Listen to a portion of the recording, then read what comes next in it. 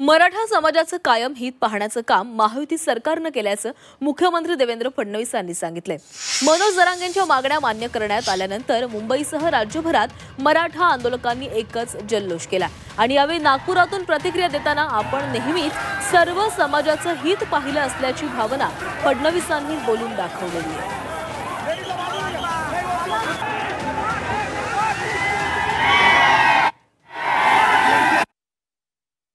असं वाटतं की आता कोण काय करणार याच्याबद्दल तर मी बोलू शकत नाही, पण जे काही प्रश्न आहेत ते प्रश्न सोडवण्याचा आमचा प्रयत्न आहे। मराठा समाजाला जे जे देता येतील ते आम्ही यापूर्वी दिलं। आपल्याला कल्पना आहे, मी मुख्यमंत्री असताना पहिल्यांदा आपण आरक्षण दिलं, त्यानंतर मग त्याच्यामध्ये ते हायकोर्टात टिकलं, सुप्रीम कोर्टात टिकू शकलं नाही, परत शिंदे साहेब मुख्यमंत्री झाले तर आपण त्या ठिकाणी आरक्षण दिलेलं आहे।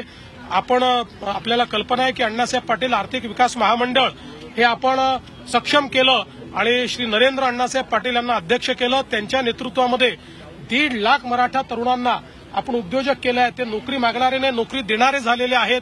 आपण सारथीची निर्मिती केली, सारथीमुळे आज IAS IPS किंवा MPSC मध्ये किंवा सगळ्या स्पर्धा परीक्षांमध्ये मराठा समाजाचा टक्का त्या ठिकाणी आपण वाढवलेला आहे। त्यांना चांगली त्या ठिकाणी एक प्रकारे वाव मिळतो आहे। शिक्षणामध्ये आपण शिष्यवृत्तीची योजना सुरू केल्यामुळे उच्च शिक्षण सोपं झालेलं आहे।